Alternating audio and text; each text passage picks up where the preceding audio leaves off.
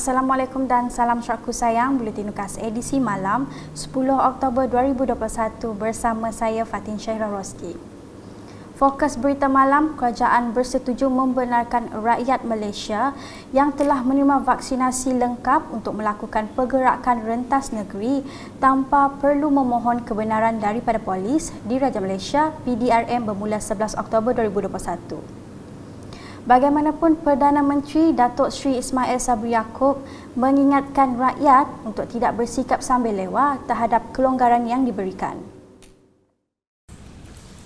Saya tahu kebenaran rentas negeri dibenarkan ramai yang ingin pulang ke kampung bertemu ibu bapa. Tetapi kitalah yang bertanggungjawab untuk menjaga keselamatan keluarga kita di kampung.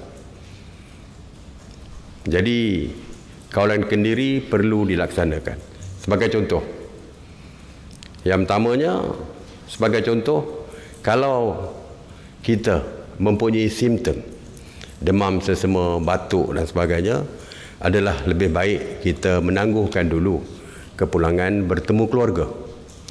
Yang kedua, syarat utama untuk kebenaran merentas negeri ini adalah kepada mereka yang mempunyai 2 dos vaksin. Mereka yang tidak mempunyai 2 dos vaksin ataupun yang langsung tidak mengambil vaksin tidak dibenarkan. Perdana Menteri mengumumkan perkara tersebut di dalam sidang media khas pada Ahad. Beliau turut menegaskan kebenaran pergerakan rentas negeri ini tidak terpakai ke atas kawasan atau lokaliti yang diisytiharkan Perintah Kawalan Pergerakan diperketatkan PKPD. Katanya, kerajaan juga bersetuju untuk membenarkan rakyat Malaysia melakukan perjalanan ke luar negara tanpa melalui My Travel Pass Jabatan Imigresen Malaysia JIM. Walaupun kita membenarkan rakyat kita bebas ke luar negara dengan syarat 2 dos vaksin, tetapi apabila mereka pulang ke tanah air, mereka perlu menjalani kuarantin seperti yang ditetapkan oleh Kementerian Kesihatan. Setakat yang kita putuskan sekarang ini masih lagi 14 hari jikalau pergi melancong dan sebagainya. Laporan seterusnya, sambutan Hari Lahir Tuan Yang Terutama TYT yang di-Pertuan Negeri Sarawak ke-85 diteruskan lagi dengan majlis jamuan teh di Dewan Santapan Dewan Undangan Negeri Sarawak pada Ahad. Majlis disempurnakan dengan persembahan tarian gabungan daripada pelbagai etnik yang melambangkan budaya pelbagai kaum di Sarawak serta persembahan nyanyian artis tempatan daripada Majlis Seni Sarawak dan seterusnya persembahan choir remaja daripada Prodigi. Pada majlis sama yang di-Pertuan Negeri Sarawak, Tun Perhin Sri Abdul Taib Mahmud serta isteri Toh Puan Ragat Kurdi Taib turut menyampaikan sumbangan berjumlah keseluruhan RM240,000 kepada 12 institusi kebajikan dari Jabatan Kebajikan Negeri Sarawak bagi menjalankan aktiviti bersama para penghuni institusi. Antara penerima sumbangan berjumlah RM30,000 ialah Ahli Lembaga Pelawat Rumah Seri Kenangan Kuching dan Ahli Lembaga Pelawat Rumah Seri Kenangan Sibu. Manakala Ahli Lembaga Pelawat Pusat Pemulihan Samarahan, Ahli Lembaga Pelawat Sekolah Tunas Bakti Kuching, Ahli Lembaga Pelawat Sekolah Tunas Bakti Pimiri, Ahli Lembaga Pelawat Taman Sri Puteri Kuching, Ahli Lembaga Pelawat Rumah Kanak-kanak Dato' Aji Bah Abul, Sri Aman, Ahli Lembaga Pelawat Rumah Kanak-kanak Toh Puan Hajah Norkiah Kuching, Ahli Lembaga Pelawat Desa Bina Diri Kuching dan Bengkel Sri Sarawak masing-masing menerima sumbangan berjumlah RM20,000. Seterusnya, Asrama Ahlak L Kuching serta Asrama Ahlak P Kuching pula masing-masing menerima RM10,000. Turut hadir Ketua Menteri Sarawak Datuk Patinggi Dr. Abang Abdul Rahman Zohari Tun Datuk Abang Openg dan Menteri Muda Pendidikan, Sains dan Penyelidikan Dr. Anwar Rafai. Selanjutnya, penganjuran Hari Sukan Negara HSN adalah selaras dengan aspirasi negara untuk menjadikan Malaysia sebuah negara bersukan. Demikian menurut Ketua Menteri Sarawak Datuk Patinggi Dr. Abang Abdul Rahman Zohari Tun Datuk Abang Openg. Jelas Ketua Menteri HSN perlu dianjurkan setiap tahun untuk melahirkan lebih ramai lagi Olimpian seperti Datuk Pandelela Rinong dan Datuk Muhammad Azizul Hasni Awang. Beliau berkata demikian dalam teks ucapan yang dibaca oleh Menteri Belia dan Sukan Datuk Sri Abdul Karim Rahman Hamzah semasa perasmian HSN 2021 di Kuching pada Ahad. Kita juga harus berusaha keras untuk memastikan lebih ramai lagi pelapis Paralimpian seperti pemenang pingat emas Sukan Paralimpik Jepun 2020 seperti saudara Boni Bunya Augustin dan juga pemenang pingat perak Paralimpik Jepun Jong Yiki yang berasal pada Sarawak. Kedua-dua mereka ini juga adalah penerima pingat untuk tahun ini. Pencapaian pingat emas dan perak ini seharusnya menjadi kebanggaan semua rakyat Malaysia, khususnya rakyat negeri Sarawak. Sarawak telah berjaya melahirkan atlet pingat emas Paralimpik Jepun dan pencapaian ini hendaklah diteruskan bagi meninggikan martabat anak Sarawak di pesada dunia.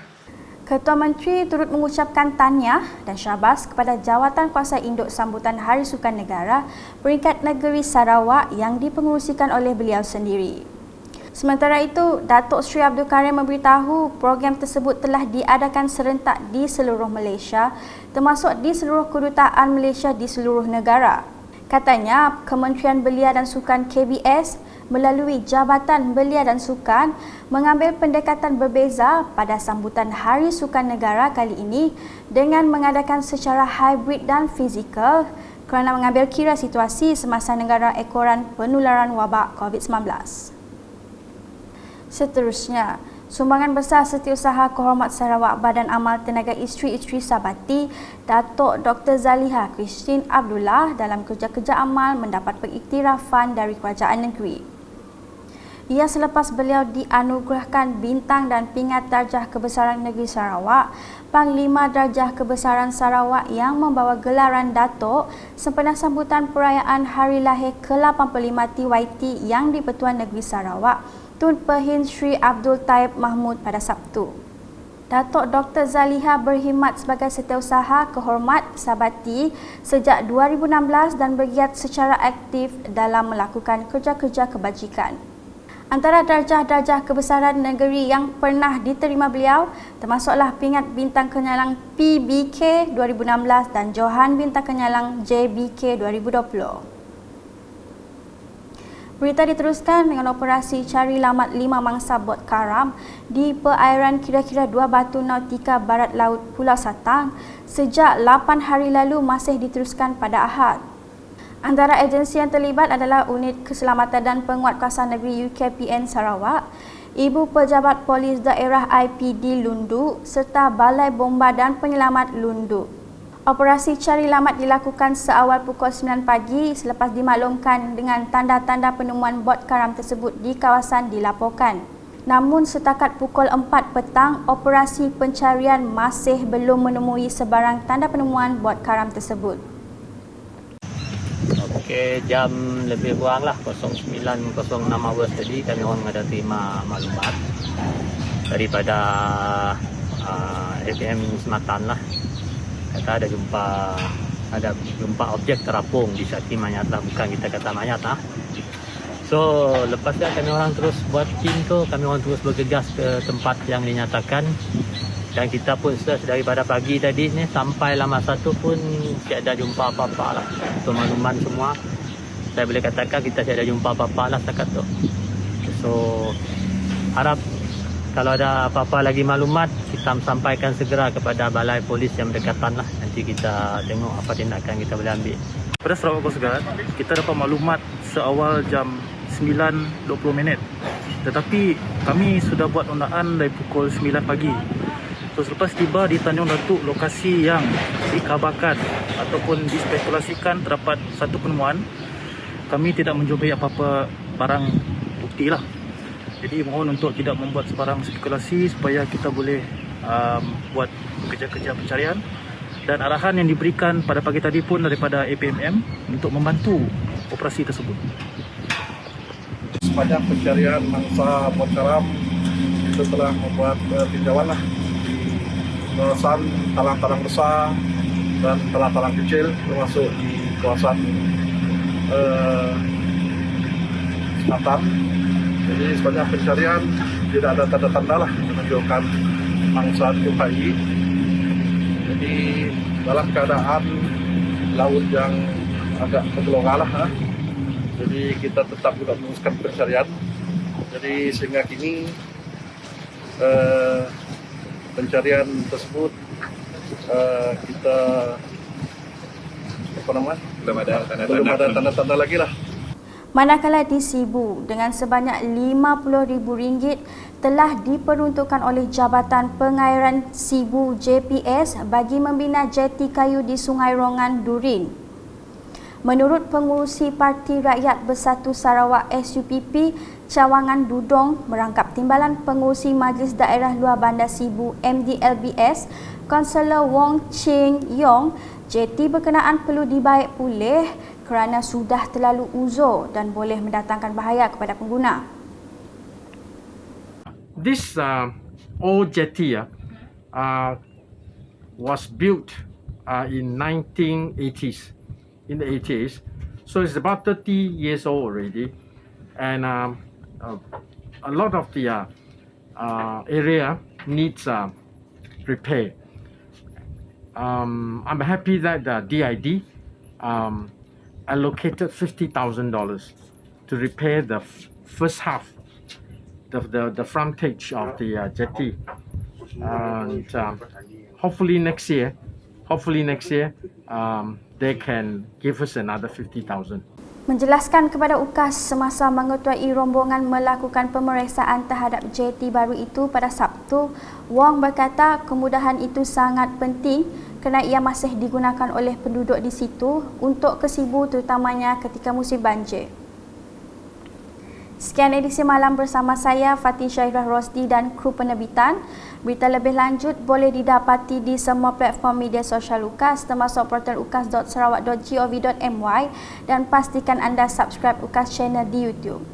Mengakhiri buletin dengan pesanan khidmat masyarakat dari Timbalan Ketua Menteri Dato' Amar Douglas Uga Embas.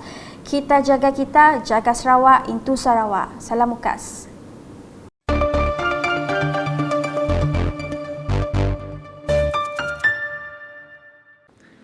I would strongly advise those planning to return to their villages and longhouses in the interior to take strictest precaution in doing so, because we have noticed a lot of the cases in the interior is being imported from the urban area. So when you go back, please take care. We hope do your testing using COVID-19 safety kit. I'm sure everybody is doing it already here, including myself this afternoon. This is the least you can do to protect our grandpa, grandma, parents, aunties and uncles, the young one from the COVID-19. Use your mask, use your face mask, observe the physical distancing, avoid close conversation and do not gather in a group to socialize while others when you have arrived in your place, and avoid social gathering.